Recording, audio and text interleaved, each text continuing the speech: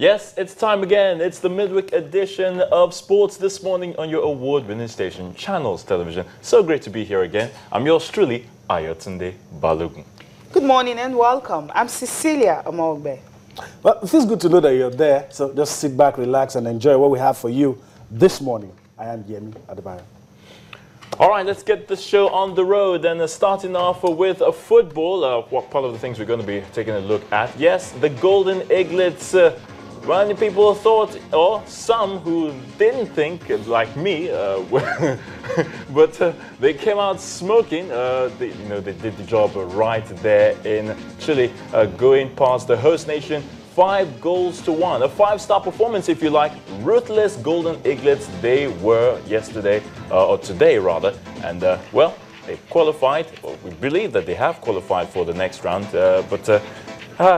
Interesting game we saw in Chile. So it's looking good for the defending champions at this point. Well, it's definitely looking good for them. Of course, they're through the last 16. And we'll be talking basketball. Sani Ahmed, the coach, will be telling us this morning how ready Kano Pillars are for the Continental Showpiece. Right, we go back to football. They say the king of all sports. And of course, there's nothing better to talk about than UEFA Champions League. On day 3 was drama everywhere across Europe. And guess what? The Gunners put the chestnut out of the fire, defeating Bayern Munich when everyone thought they were going to lose.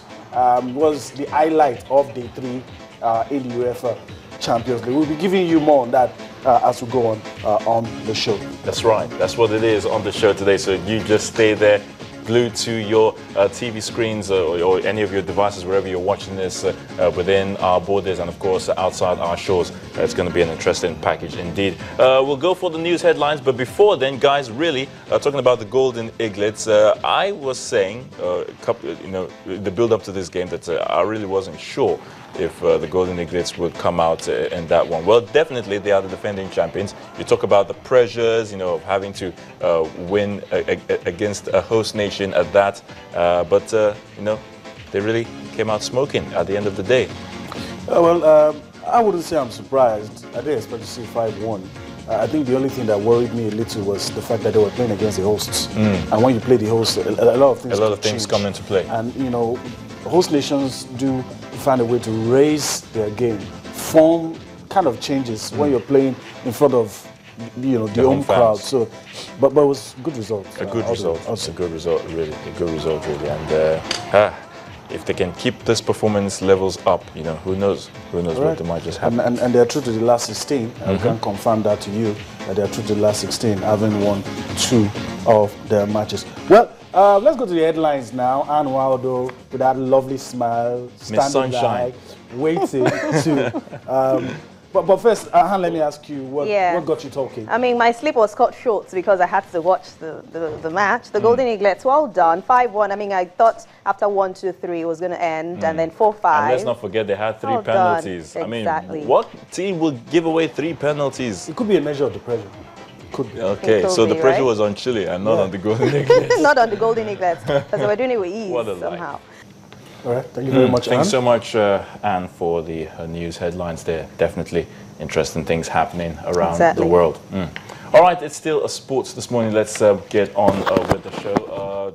Definitely, we'll be taking a look at the Golden Eaglets' victory over Chile at the Under-17 World Cup. Definitely, we want to take a look at all the details, those things that we might just want to take for granted at times in the game. But, of course, the lessons learned from that one. But first of all, let's just get you in the know for our viewers, wherever you're watching this. Of course, you can be a part of this show today, like we always do on a daily basis. Like you have it there from our feedback mechanisms, we want you to start getting talking on all the events, especially the Golden Eaglets' resounding victory, of course, the UEFA Champions League, and all other interesting issues that we'll be bringing to you today on Facebook with channels channels_sports, and of course on Twitter we are channels_sports, at channels_sports, and of course you can send us a mail at sportsthismorning@channelstv.com. So start